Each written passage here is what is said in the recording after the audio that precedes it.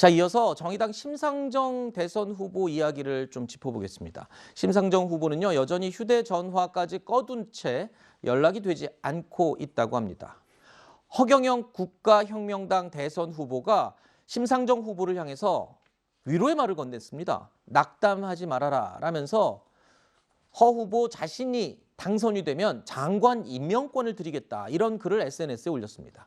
그런데요, 허경영 후보가 이런 글을 올린 데는 나름대로 이유가 있었다고 하네요.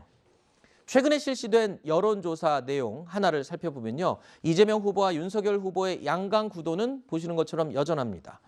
그런데 허경영 국가혁명당 후보가 3.2% 지지율이 나왔고요, 심상정 정의당 후보가 2.2%의 지지율을 얻었습니다. 심 후보의 해당 지지율은 대선 본선 돌입 이후의 최저 수준이라고 하는데요.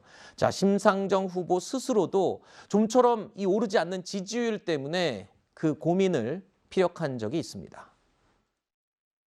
국민들이 정권 교체, 시대 전환의 열망이 매우 크고 그게 이제 지지율로 반영이 되고 있는데, 네. 그럼에도 불구하고 제가 그 대안으로서 믿음을 아직 드리지 못한 것 같아서 송구스럽고 또 저도 고심이 많이 됩니다. 자, 심상정 후보의 고민이 얼마나 길어질지는 잘 모르겠습니다. 사실 심 후보가 선택할 수 있는 카드는 그리 많지는 않아 보입니다. 첫 번째는 정의당이 단일화에 선을 긋기는 했지만 심 후보가 단일화를 선택할 가능성 완전히 배제할 수는 없겠죠. 그리고 두 번째는요, 중도 사퇴도 배제할 수 없습니다. 그 반대로 아니면 끝까지 대선을 완주할 수 있는 카드도 있습니다. 심 후보는 지금 어떤 고민을 하고 있고 어떤 결정을 할 가능성이 있을까요? 글쎄, 지금 현재 그 자당에서도 대표가 연락이 안 된다 보니까 네.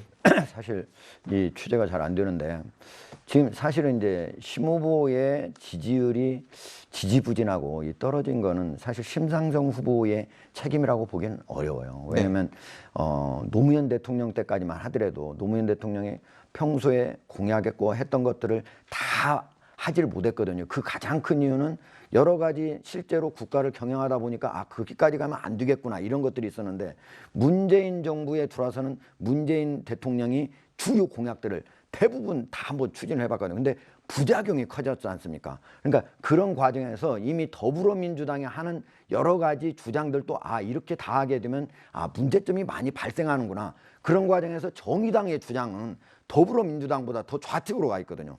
그렇다면 만약에 거기까지 간다면 어떻게 되는가? 사람들이 그런 거에 대해서 이거 좀 문제가 있어요. 그러다 보니까 이제 사실 좀 지지율이 떨어진 거지, 심상정 후보가 정책을 바꿨다거나 아니면 심상정 후보가 도덕성에 문제가 생겼다, 이런 것 때문에 떨어진 건 아니다. 근데 그럼에도 불구하고 정의당에서는 지금 저렇게 지지율이 안 올라가니까 상당히 고심이 들 수밖에 없는 그런 상황입니다.